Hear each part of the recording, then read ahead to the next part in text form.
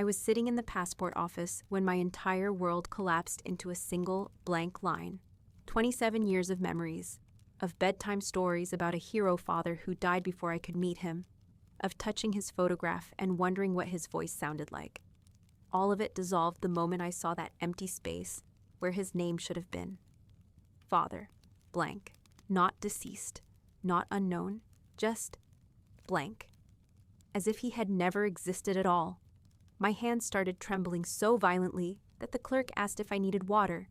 But I didn't need water, I needed answers.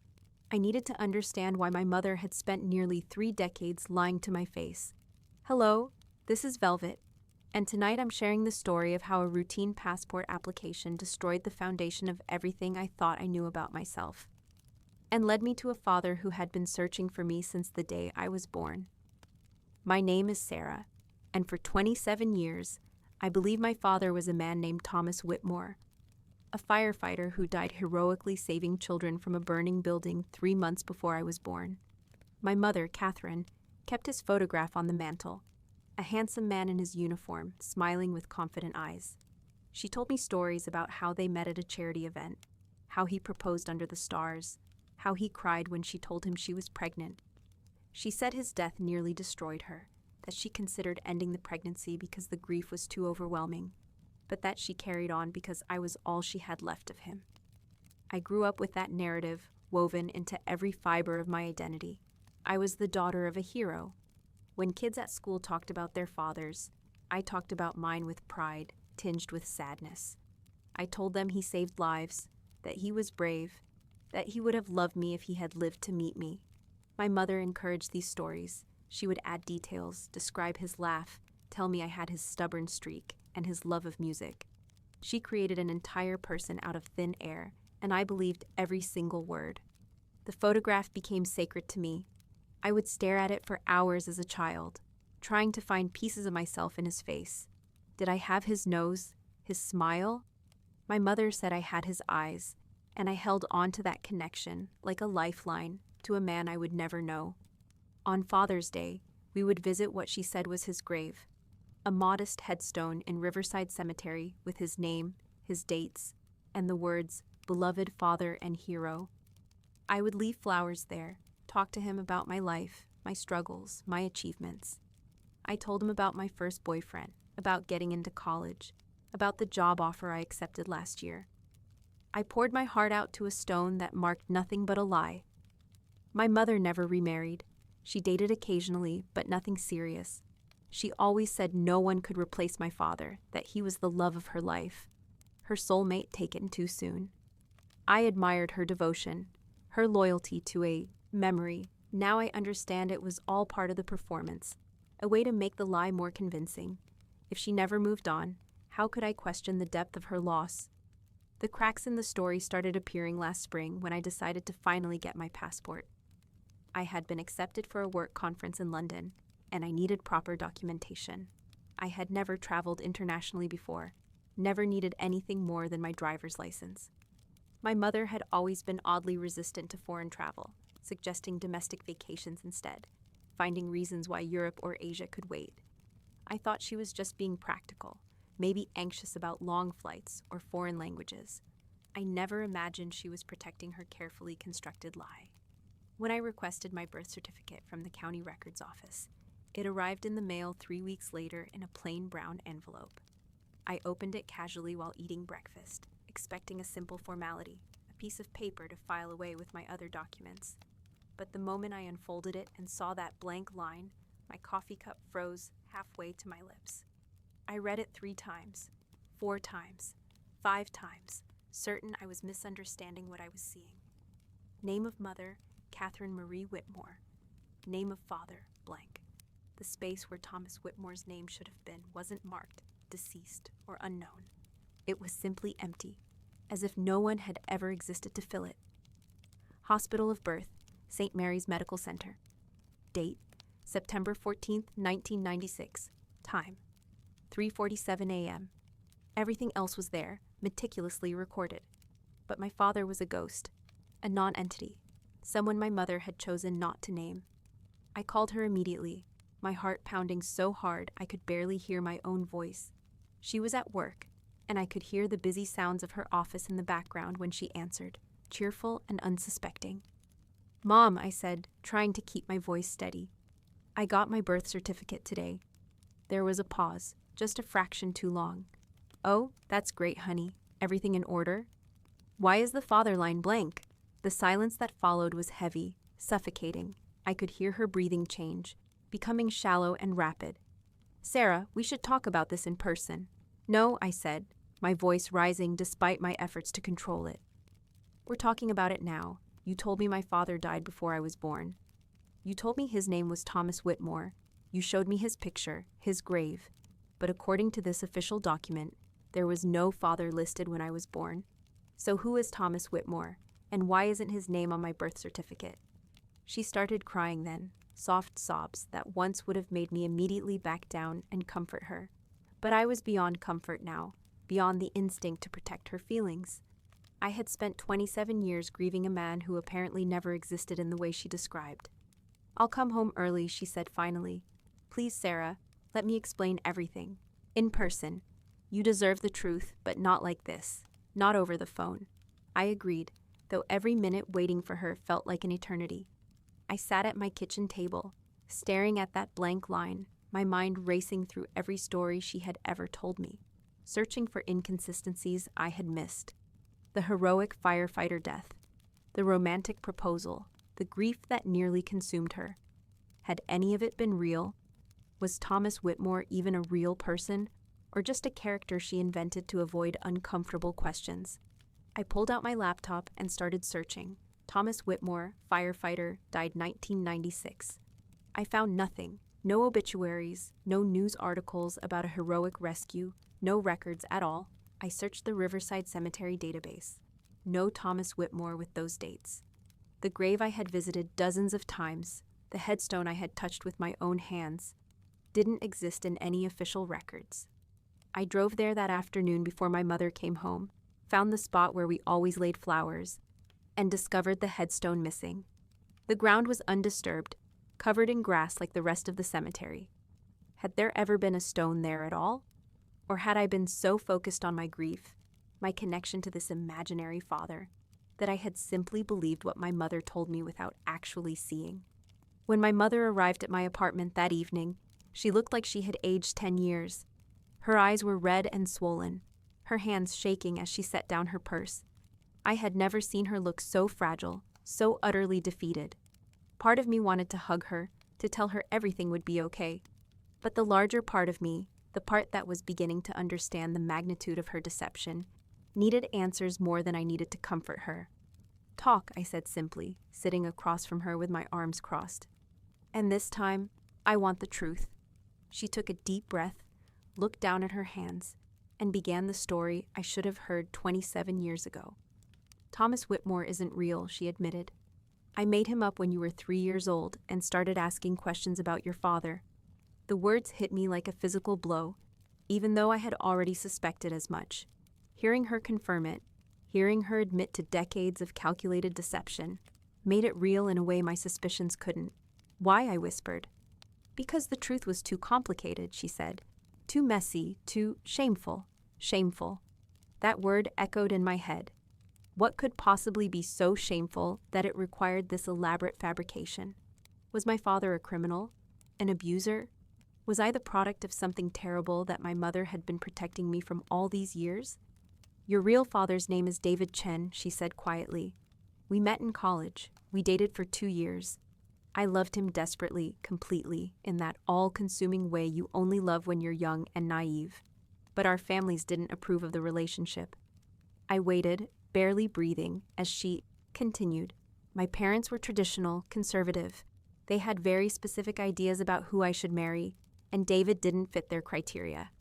They threatened to disown me if I stayed with him, cut me off financially, emotionally, everything. I was 21, still dependent on them for tuition, for housing.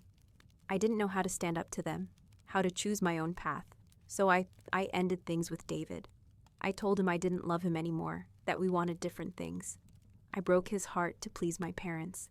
She wiped her eyes, and I could see genuine anguish in her face. But I couldn't bring myself to feel sympathy yet. not when I was still processing the enormity of what she was telling me. 3 weeks after we broke up, I discovered I was pregnant. I panicked. I didn't know what to do. If I told my parents, they would force me to give you up for adoption, or worse. If I told David, he would want to be involved, and my parents would never allow it. So I made a decision that I thought was protecting everyone.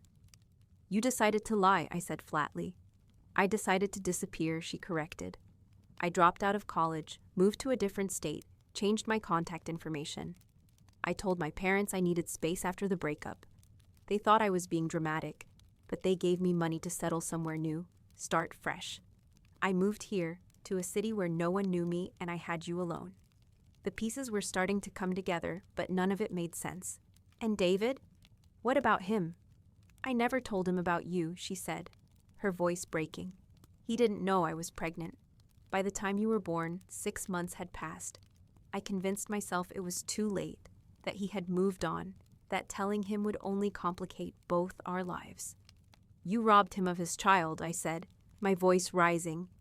You robbed me of my father, because you were too afraid to stand up to your parents. I was young and stupid and scared, she pleaded. I know that doesn't excuse what I did, but you have to understand the pressure I was under. My parents would have disowned me completely if they knew I had a child with David. And if David knew, he would have fought for custody, and I couldn't bear the thought of losing you, or having to share you, or dealing with the courts and the complications. I stood up, pacing my small living room, trying to contain the rage building inside me. So you invented Thomas Whitmore. You created this elaborate story about a dead hero so I would stop asking questions. You made me grieve for a man who never existed. Do you have any idea how that feels? Do you understand what you've taken from me? I know, she sobbed. I know, and I'm sorry. I thought I was protecting you. I thought if you believed your father was dead, you would never have to know the complicated truth, never have to feel rejected or abandoned. But I wasn't abandoned, I said. He didn't know I existed. That's not abandonment. That's you making a choice for both of us, a choice neither of us got to participate in. She nodded, unable to speak through her tears. I felt something hardening inside me, a distance opening between us that I wasn't sure could ever be bridged. Where is he now? I asked. David Chen. Is he alive? Does he live nearby? Does he have other children? I don't know, she admitted. I haven't kept track of him. After I moved here, I deliberately avoided anything that might connect us. I didn't search for him online, didn't maintain contact with mutual friends. Nothing. For all I know, he could have gotten married, had a family, built a completely different life. The thought that I might have half-siblings somewhere, cousins, grandparents, an entire branch of family I knew nothing about, made my head spin.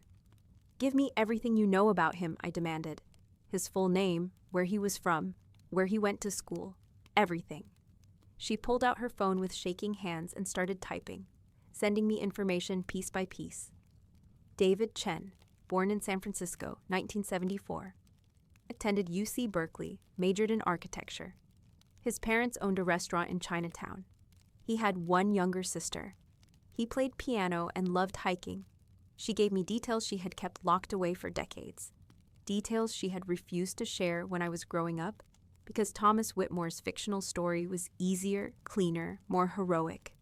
That night, after my mother left, I sat at my computer and started searching. Social media, professional networking sites, public records. David Chen turned out to be a relatively common name, but with the additional details my mother provided, I started narrowing down possibilities. After 3 hours of searching, I found him. David Chen, architect, based in Seattle. His professional profile included his education, UC Berkeley, exactly as my mother said. His profile picture showed a man in his late 40s with kind eyes and graying hair, wearing a casual smile that somehow felt familiar. The more I stared at his face, the more I recognized pieces of myself. The shape of his eyes, the way he smiled, the structure of his face. This wasn't like staring at Thomas Whitmore's photograph, searching desperately for connections that weren't there. This was real. This man was my father. His website showed his architectural work. Beautiful, sustainable buildings that integrated nature and modern design.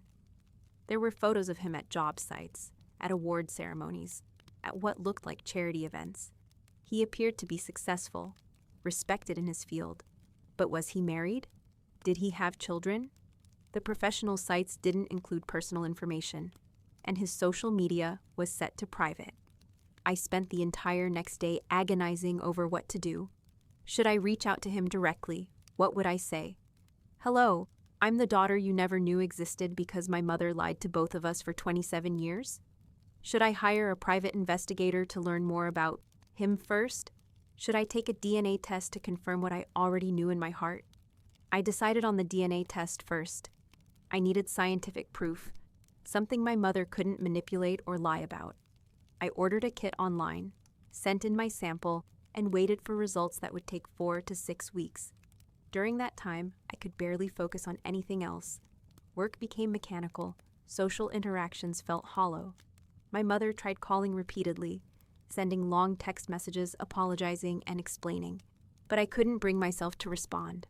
I needed space to process what she had done, to grieve the father I thought I had, and prepare for the father I might meet. The DNA test results came back 5 weeks later.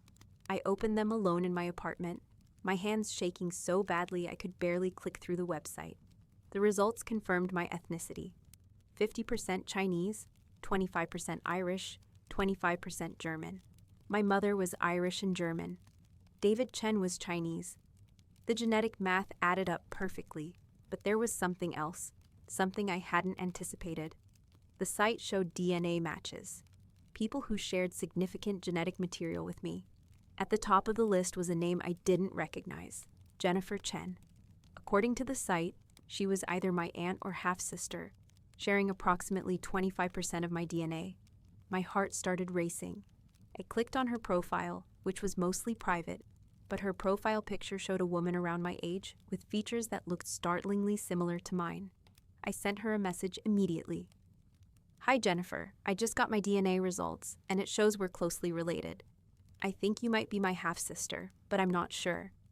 I recently discovered that David Chen from Seattle is my biological father. Is he your father too? I know this is probably shocking, and I'm sorry to reach out like this, but I'm trying to understand my family history. Would you be willing to talk? I hit send before I could second-guess myself, then sat staring at the screen, wondering if I had just made a terrible mistake. What if Jennifer had no idea about me? What if I was about to blow up her entire world the way my world had been blown up? She responded within 2 hours. Oh my God, I need to call you. What's your number? We talked for 3 hours that first call. Jennifer was 30 years old, David's daughter from his marriage to a woman named Lisa. They had gotten married when Jennifer was 2, so David had been a single father before that, which meant my mother had gotten pregnant, disappeared, and within 2 years, David had met someone else and started a new family, a family I should have been part of. Jennifer was gentle but direct. My dad has talked about your mother before, she said. Not often, but when he did, there was always this sadness in his voice. He said she was his first real love, and she broke up with him suddenly without explanation. He tried to find her afterwards, tried to get answers, but she had completely vanished. He eventually moved on, but I don't think he ever fully got over wondering what happened. He never knew about me, I said, my voice cracking.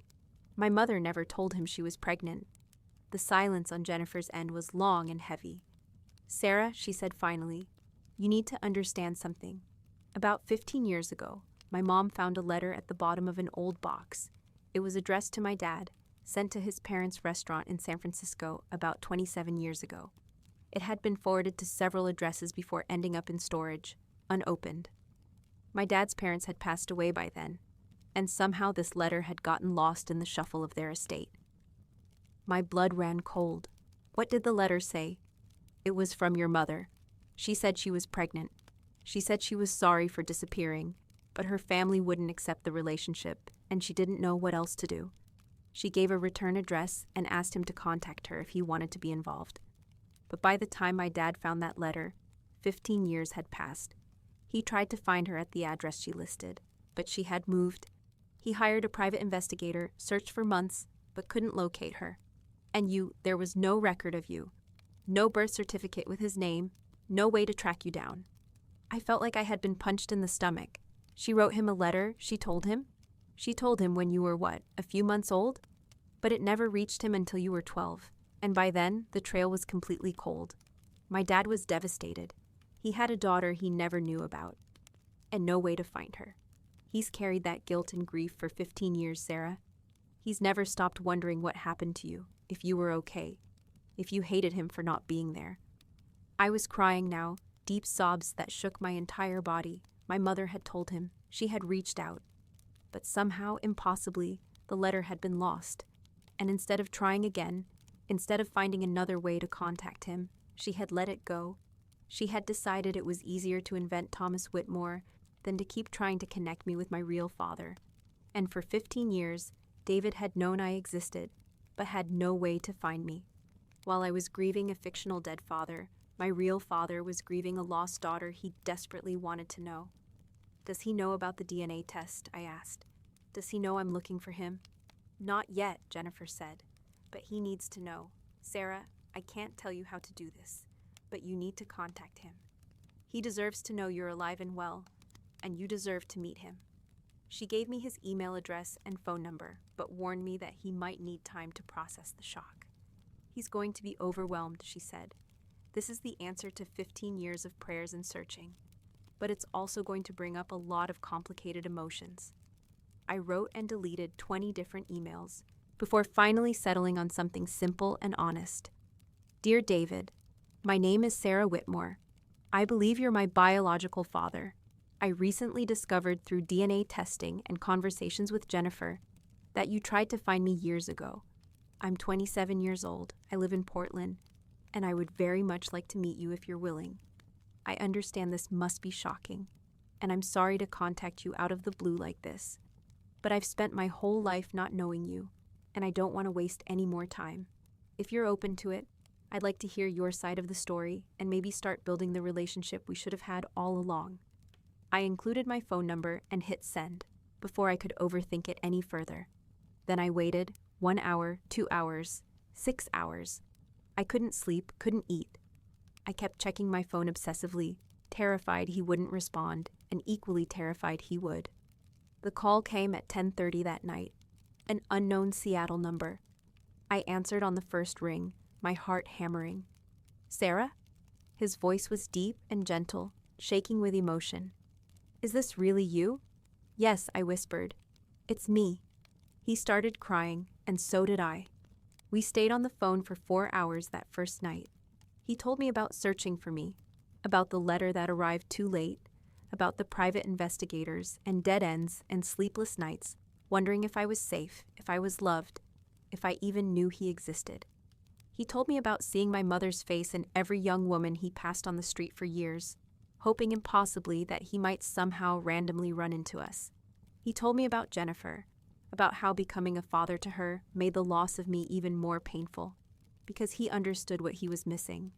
I told him about Thomas Whitmore, about the fictional grave and the heroic story and the photographs. He was quiet for a long moment when I finished. She really told you I was dead, he said finally, his voice filled with a kind of bewildered hurt. Worse, I said. She told me you died before I was born, that you never even knew about me. She made me believe you would have loved me if you'd had the chance, but that you never got the chance. Now I know you never had the chance, because she made sure of it. Sarah, he said gently, I need you to understand something. I don't blame you for any of this. You were a child. You believed what your mother told you because that's what children do. None of this is your fault, and I don't want you carrying guilt that doesn't belong to you. His kindness, his immediate acceptance and forgiveness broke something open inside me. This man who had been robbed of nearly 3 decades with his daughter was more concerned about my feelings than his own justified anger. When can I meet you? I asked. Tomorrow, he said immediately. I can be on a plane tomorrow morning, or you can come here, whatever works for you. Sarah, I have waited 27 years for this. I'm not waiting another day. We met 3 days later in Portland. I insisted on going to Seattle because I wanted to see his life, his home, meet Jennifer in person. The flight felt endless. I changed my outfit 4 times at the airport, suddenly terrified that I wouldn't live up to whatever image he had built of me in his mind. What if he was disappointed? What if I wasn't what he hoped for? What if we had nothing in common and the years apart had made us strangers who couldn't bridge the gap? Jennifer picked me up at the airport.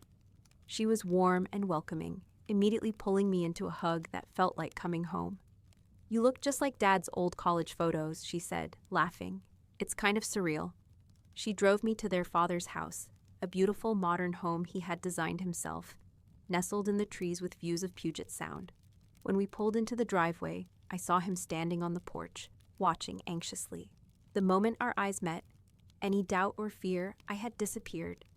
I knew this man, not because I remembered him or had grown up with him, but because I could feel the connection, see the truth of our relationship written in his face, in the way he looked at me like I was the most precious thing in the world. I got out of the car and walked toward him, my legs shaking. He met me halfway, and then we were hugging, both of us crying so hard we couldn't speak. He held me like he was afraid I might disappear again, and I held him like I was trying to absorb 27 years of missed embraces into a single moment. "I'm so sorry," he kept saying. "I'm so sorry I wasn't there. I'm so sorry you had to grow up without me. It wasn't your fault," I said. "You didn't know. You tried to find me." We spent that entire weekend talking. He showed me photo albums from his college years, pictures of him and my mother together, young and happy and completely in love. She looked different in those photos, freer, more vibrant. I could see why he fell for her, could see the genuine connection they had shared before her fear tore them apart. He showed me the letter she had sent, carefully preserved in a folder. I read her handwriting, saw her words explaining that she was pregnant, that she wanted him to be involved, but understood if it was too complicated. She had included a phone number and address, but the letter had been postmarked 27 years ago, forwarded multiple times, and by the time it reached him, that address was abandoned and the phone disconnected. He had tried everything to find us, but my mother had covered her tracks too thoroughly. Why didn't she try again, I asked, staring at the letter. If she cared enough to send this, why didn't she call his parents' restaurant directly? Why didn't she try other ways to reach him? David shook his head. I've asked myself that question for 15 years. The only answer I can come up with is that she didn't really want to be found. Maybe she wrote the letter to ease her own guilt, to tell herself she tried, but she didn't try hard enough. That realization settled over me like a heavy blanket. My mother had made a token effort, then used the letter's failure to justify her decision to keep me from my father. She had chosen the easier path, the fictional Thomas Whitmore, the clean story with no complications, over the messier reality of co-parenting with someone her family didn't approve of. I met David's wife, Lisa, who was remarkably understanding and welcoming given the circumstances. "He never stopped talking about you," she told me. "Even before he knew you existed. He would talk about your mother, wonder what happened to her." When we found that letter, I watched it break his heart. I encouraged him to keep searching, but the trail was cold. We tried for months, hired multiple investigators, but there was nothing to find. Your mother had been very careful. Jennifer and I bonded immediately. She was excited to have a sister, eager to share stories about growing up with David as a father, to give me glimpses of the childhood I should have had. "He's the best dad," she told me. "Patient, supportive, always present. He never missed a school play or soccer game. He taught me to play piano, took me hiking every weekend, helped me with homework. Sarah, you deserve to have that too." I spent a week in Seattle, and by the time I left, I felt like I had found not just a father, but an entire family. David and I made plans to stay in regular contact, to make up for lost time as much as possible.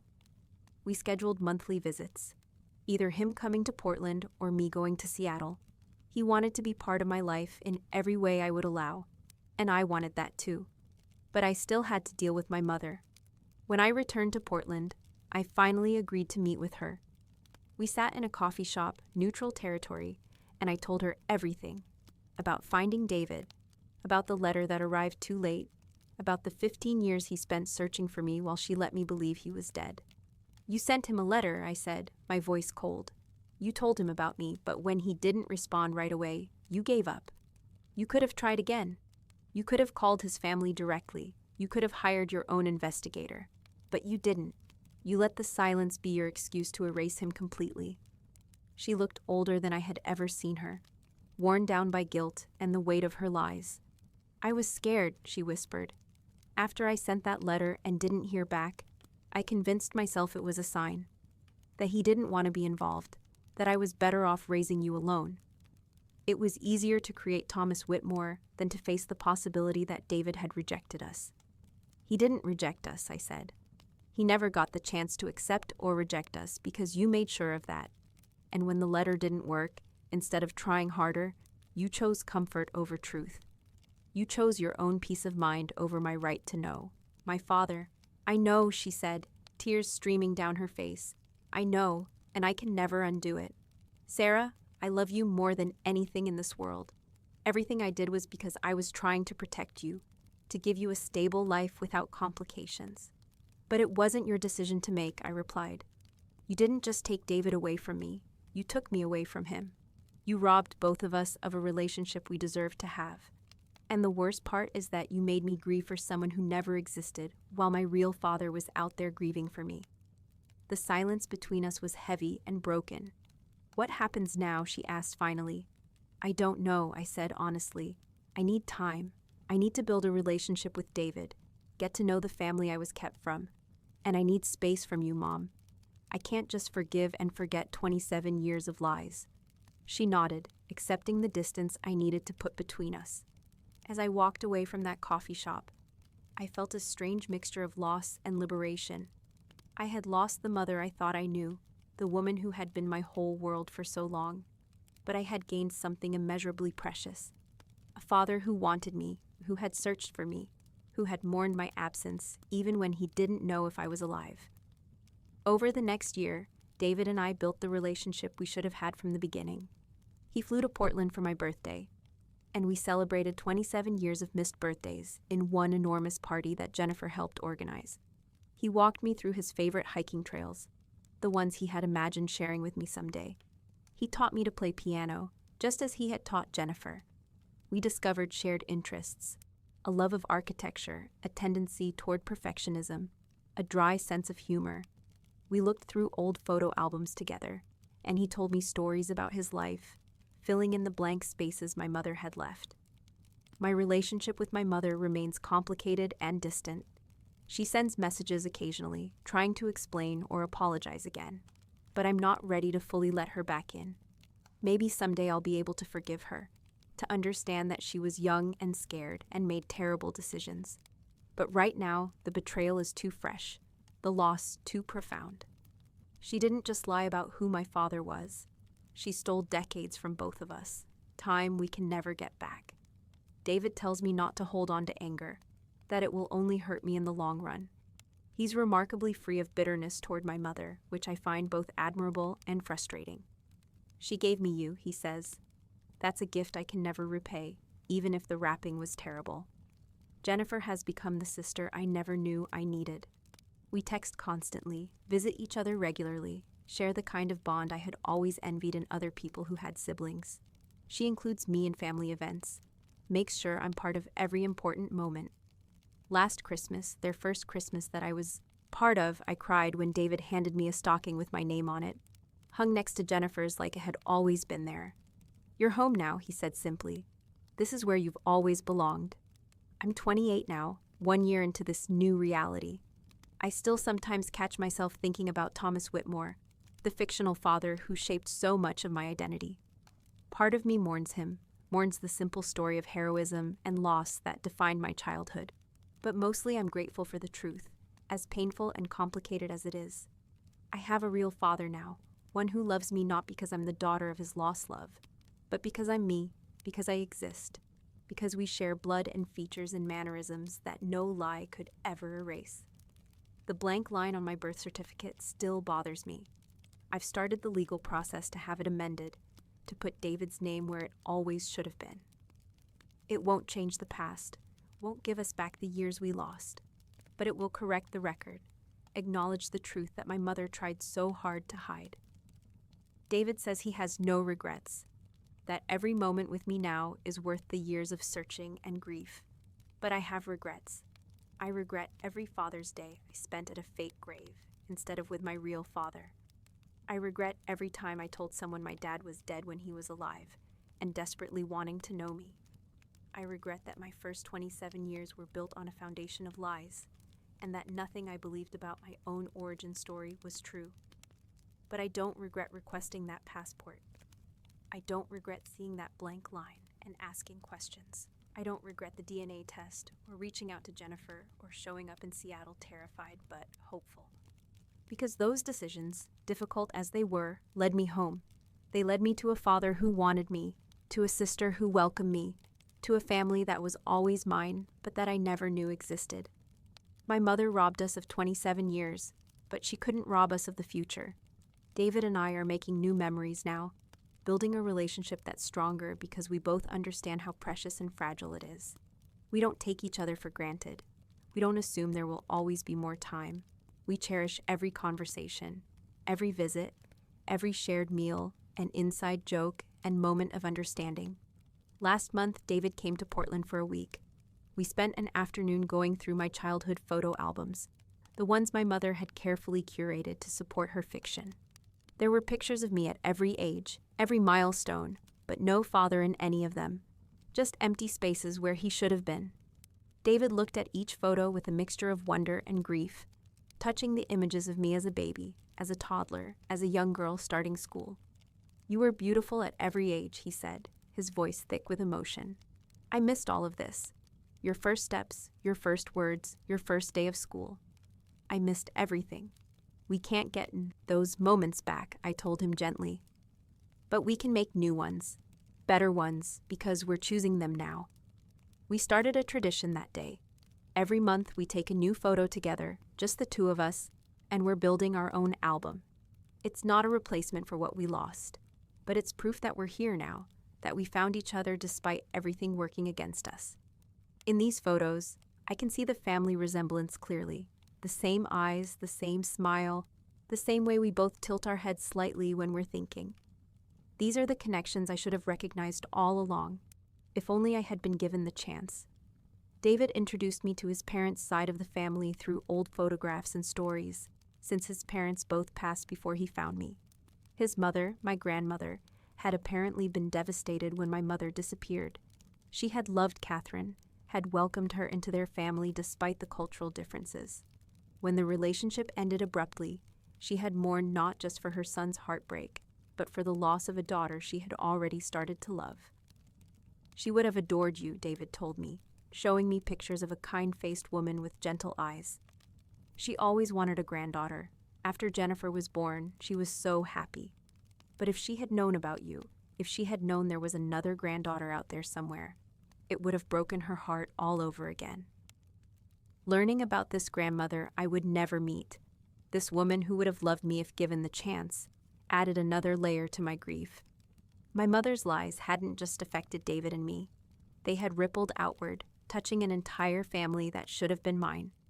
Aunts and uncles and cousins who might have been part of my life, who might have celebrated my birthdays and attended my graduation and been there for all the moments that matter. I met David's sister, my Aunt Linda, during that same trip to Seattle. She flew in from California specifically to meet me, and the moment she saw me, she started crying. "You look exactly like our mother did at your age," she said, pulling me into a fierce hug. "It's like seeing a ghost, but a wonderful ghost. Welcome to the family, Sarah. We've been waiting for you." Linda told me stories about David as a child, about their family restaurant in Chinatown, about the tight-knit community they grew up in.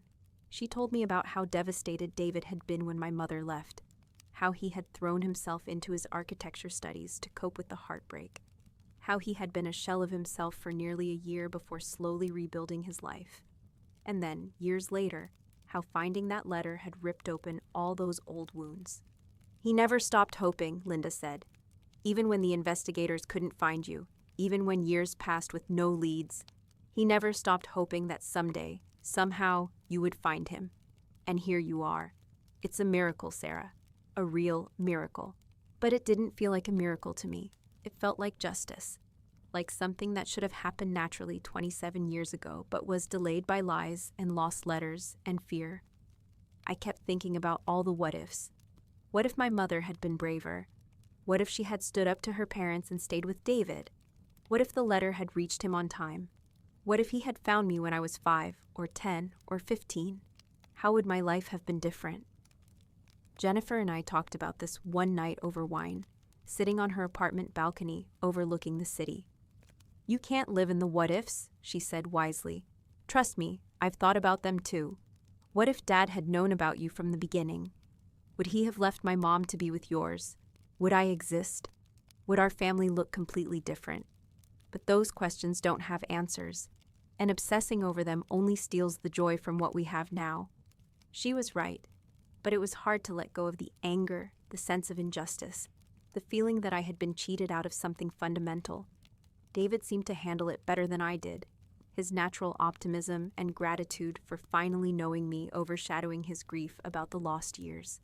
But sometimes I caught him staring at me with an expression of profound sadness, and I knew he was thinking about all the moments he missed, all the ways he could have been there if only he had known.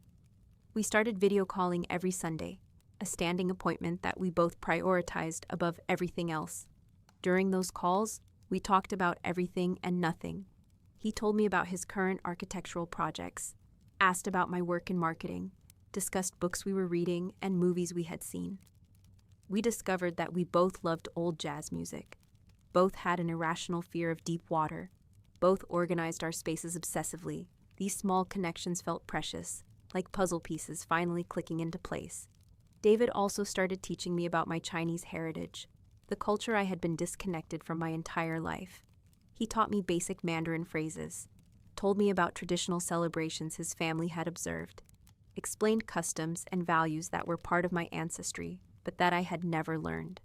My mother had erased this entire part of my identity, leaving me to believe I was simply Irish and German, removing half of who I was from my own understanding of myself.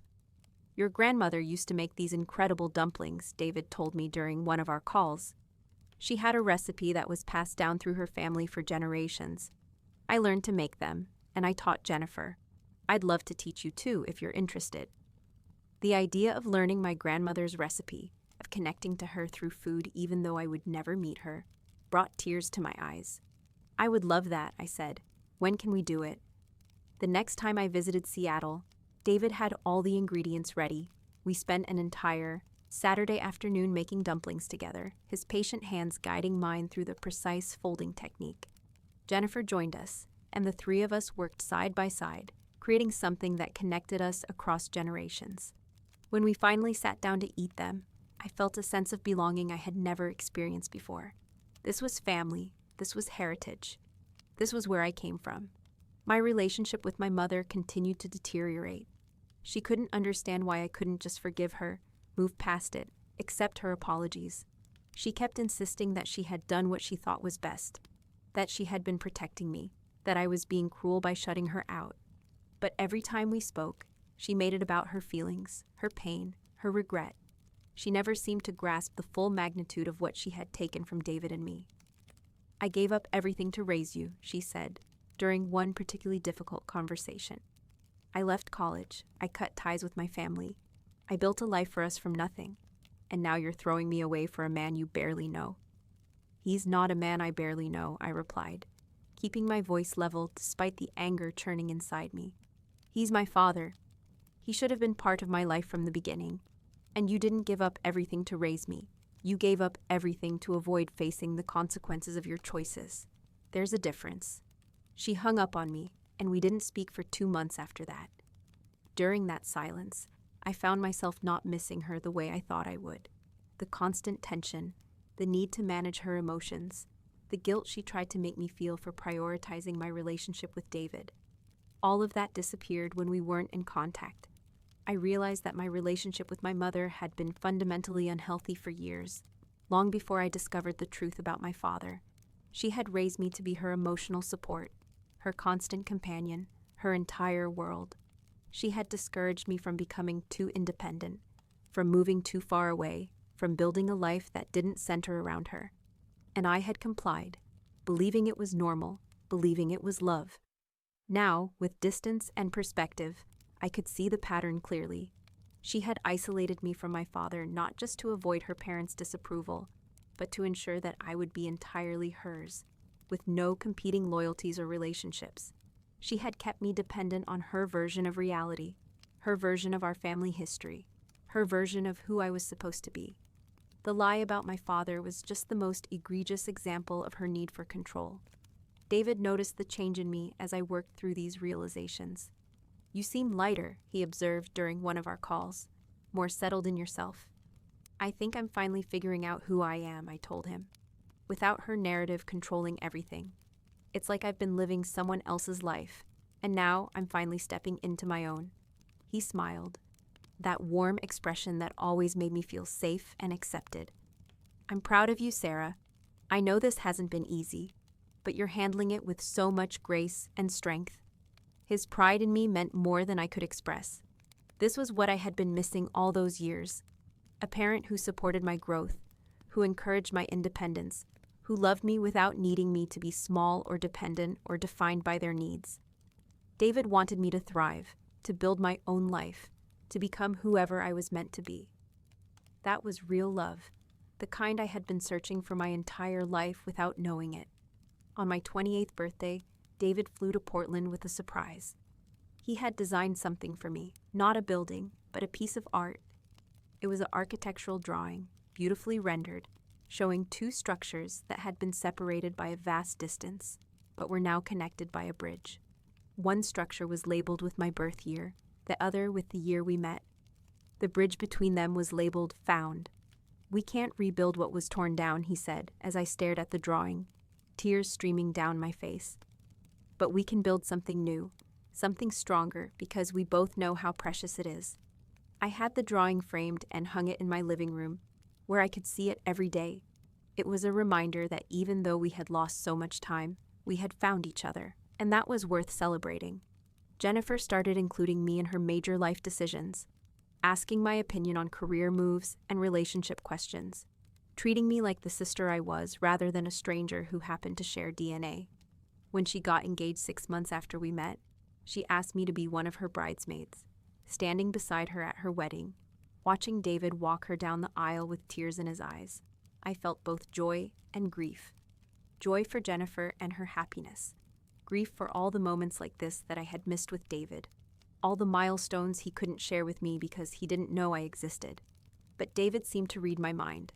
After the ceremony, he found me outside, took my hand and said, "There will be other moments, your moments, and I'll be there for all of them, I promise.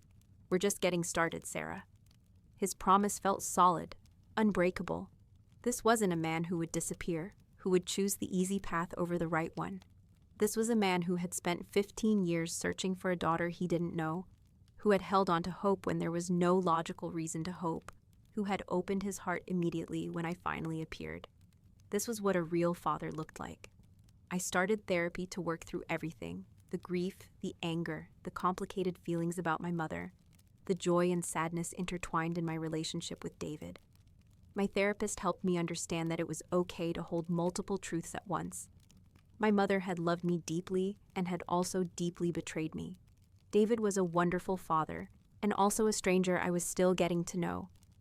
I could be grateful for finding my father while mourning the 27 years we lost.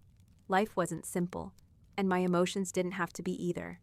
The therapy also helped me realize that I needed to set firm boundaries with my mother if we were ever going to have any kind of relationship moving forward. I couldn't keep having the same circular conversations where she defended her choices, and I tried to make her understand the harm she had caused. We needed a new framework, new rules, a completely different dynamic. I wrote her a letter, carefully considered and revised multiple times before sending. In it, I laid out my terms. I was willing to rebuild our relationship, but only if she could acknowledge the full truth of what she had done, accept responsibility without excuses, and respect my relationship with David without trying to compete or make me choose. I told her I needed her to stop making herself the victim in this story, stop expecting me to manage her emotions, stop demanding forgiveness before she had truly earned it. Her response took 3 weeks. When it finally came, it was different from anything she had written before. She didn't defend herself or explain away her choices. She simply said, "You're right, I was wrong. I'm sorry. I understand if you can't forgive me, but I hope someday you'll give me the chance to prove I can do better." It wasn't everything I needed, but it was a start. We began meeting once a month for coffee, short visits with clear time limits. The conversations were awkward and careful, both of us navigating new territory, learning how to relate to each other honestly for the first time.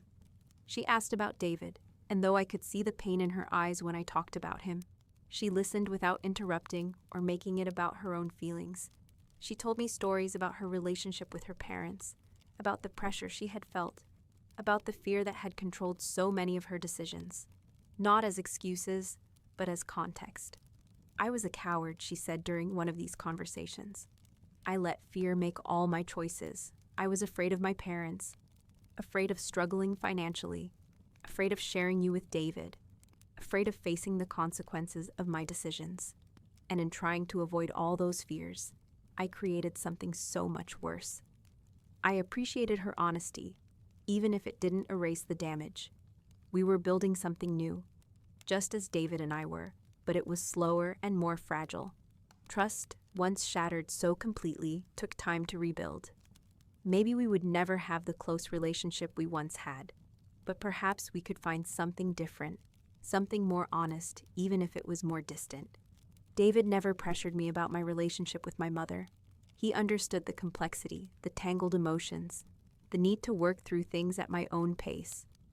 "She's still your mother," he said when I asked his opinion. "I don't want you to choose between us, Sarah. I just want to be part of your life. However that looks, whatever room there is for me, I'll take it gratefully." His generosity toward her, despite everything she had done to him, was humbling. He had every right to hate her, to want revenge, to demand that I cut her off completely, but he never did. He focused on what we had gained rather than what we had lost, on building our future rather than punishing the past. It was a lesson in grace that I tried to emulate, even when my anger at my mother flared up again. Jennifer and I grew closer as the months passed. She became not just my sister, but my best friend. The person I called when something exciting happened, or when I needed advice, or when I just wanted to talk. She helped me navigate my relationship with David, gave me insights into his personality and habits, shared stories that helped me understand him better. She also helped me process my complicated feelings about suddenly having a family, about belonging somewhere after years of feeling like my mother and I were a complete unit unto ourselves. "You know what's funny?" Jennifer said one day as we were shopping together in Seattle. "I always wanted a sister. When I was little, I used to pray for one. And then Dad would get this sad look on his face, and I never understood why. Now I know. He was thinking about you, about the daughter he had lost. In a way, he's been missing you my whole life." Her words struck me deeply. I hadn't just been absent from David's life, I had been a constant, painful presence, a ghost he carried with him through every moment, every milestone, every happy occasion. When he celebrated Jennifer's birthdays, he must have thought about my birthday passing somewhere unknown. When he watched her grow up, he must have wondered what I looked like at that age, whether I was happy, whether I was safe. The weight of that sustained grief was staggering. David's wife Lisa told me a story that made this even more real. When Jennifer was 3, she said, she drew a picture of our family, her, me, David, and then a stick figure she said was her sister who lived far away. David left the room crying, and I found him in the garage, just sobbing. When I asked him what was wrong, he said, "What if I have another daughter somewhere and I'm never going to meet her? What if she thinks I abandoned her?" I tried to reassure him that the letter probably just never reached your mother, that if he had a child, he would know. But he always had this feeling, this intuition that you were out there, and he was right.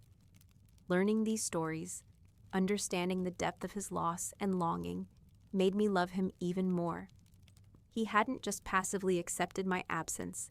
He had actively grieved it, questioned it, hoped against it.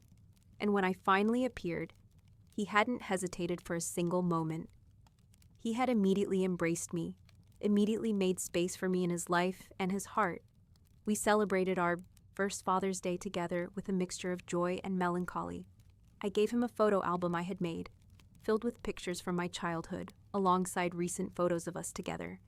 Each page contrasted then and now, me as a baby next to us together now, me at my elementary school graduation next to us at dinner. Me at my college commencement next to us hiking. The visual representation of what we had missed and what we were creating moved him to tears. "This is the most meaningful gift I've ever received," he said, carefully turning each page. "Thank you for not letting the lost years define us. Thank you for being brave enough to search for the truth." "Thank you for never stopping to search for me," I replied, even when it seemed impossible. We spent that Father's Day doing simple things, making breakfast together, walking through a park, having dinner with Jennifer and Lisa. There was no elaborate celebration, no need for grand gestures. Just being together, acknowledging our relationship, claiming our space as father and daughter, that was enough. I thought about all the Father's Days I had spent at Thomas Whitmore's fake grave, talking to a fantasy, mourning a fiction. All that emotional energy wasted on something that never existed. When my real father was alive and searchable, just waiting to be found. The anger at my mother flared up again, hot and bitter. She had robbed me of so much more than just knowledge of my father. She had robbed me of authentic emotion, real grief, genuine connection. She had made me waste my love on a lie, but I was learning to transmute that anger into something productive. I started volunteering with an organization that helped adopted children and donor-conceived people search for their biological parents. I understood the desperate need to know where you came from, to see yourself reflected in another person's face, to understand the truth of your origins. I used my story to encourage others, to show them that even years or decades later, the search could lead to beautiful reunions and healing relationships. David joined me in this work, and together we spoke at events, shared our story, offered hope to people who had lost theirs. We turned our pain into purpose, our loss into a mission to help others avoid the same fate. It didn't erase what had happened to us, but it gave it meaning, made it part of a larger narrative about truth and connection and the fundamental human right to know your own story. As my 29th birthday approached, I reflected on the year that had passed since I discovered the truth. It had been the most difficult and most transformative year of my life. I had lost my mother, or at least the version of her I thought I knew. I had lost my identity as Thomas Whitmore's daughter, the hero's child, the tragic figure. I had lost my certainty about my past, my origins, my family structure. But I had gained so much more. I gained a father who loved me, unconditionally, who showed up consistently, who valued me for who I was rather than what I could provide. I gained a sister who welcomed me without hesitation, who shared her father graciously, who treated me like we had been together all along. I gained an extended family who embraced me as one of their own. I gained truth, painful as it was, and with that truth came freedom.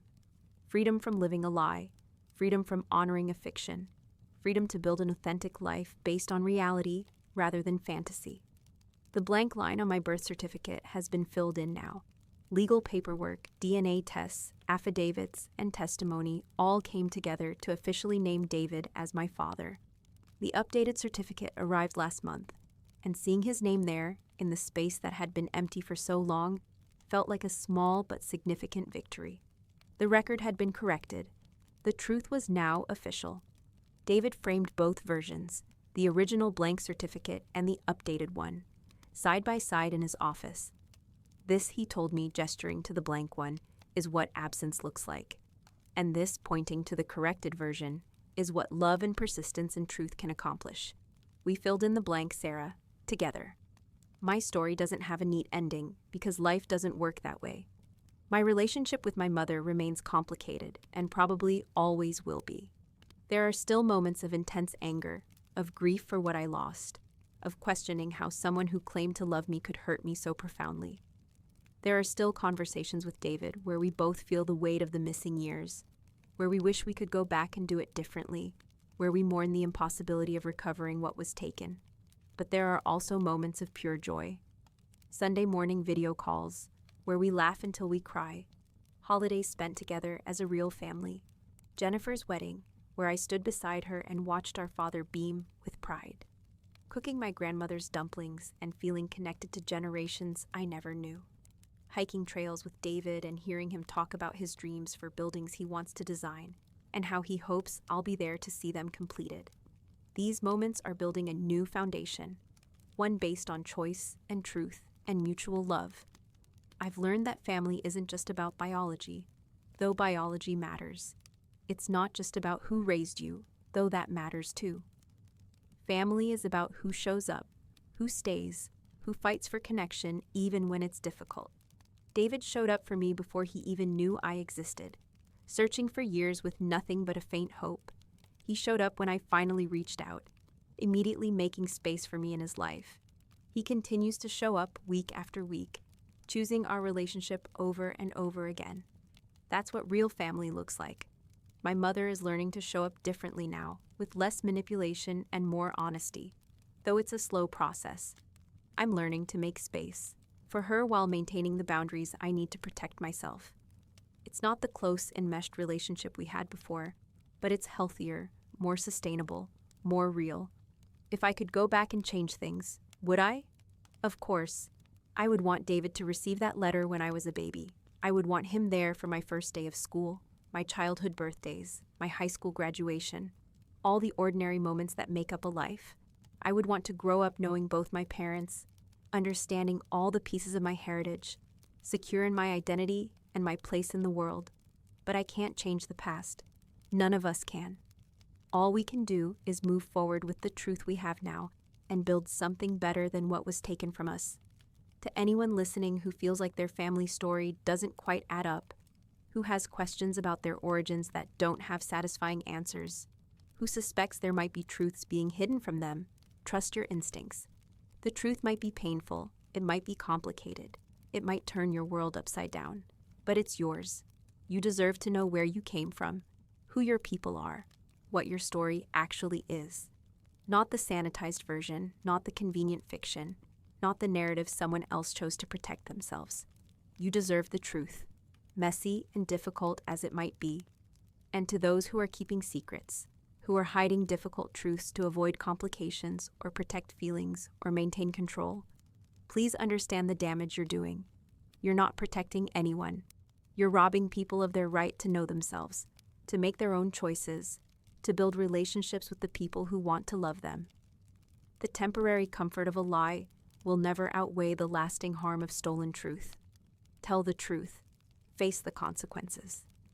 Give people the chance to write their own stories. My name is Sarah.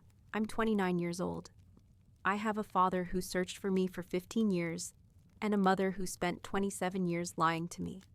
I have a sister who welcomed me with open arms and a family that embraced me without hesitation. I have a past I can't change and a future I'm actively building. And I finally know who I am, where I came from, and where I belong. The blank line has been filled in. The truth has been told. And I'm home. If you enjoyed hearing my story tonight, please like this video and subscribe to Velvet Night Stories for more real-life experiences about family, betrayal, truth, and the complex relationships that shape our lives. Your support means everything and helps me continue sharing these important stories. Thank you for listening, and until next time, this is Velvet.